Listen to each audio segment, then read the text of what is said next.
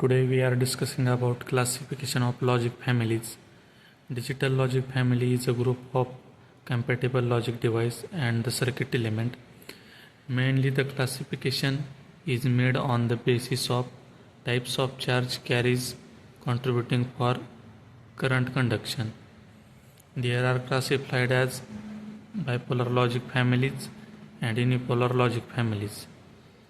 Then logic families are divided into two parts, bipolar logic family and unipolar logic family. In bipolar logic family, current flows in two directions, and in unipolar logic family, current flows in one direction. In BGT, in bipolar logic family, there are two types, saturated and non-saturated.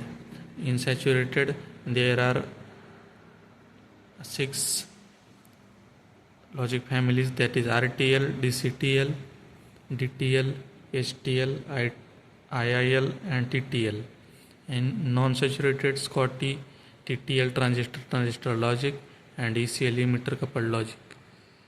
Unipolar logic families, PMOS, NMOS and CMOS. This is the classification of logic families.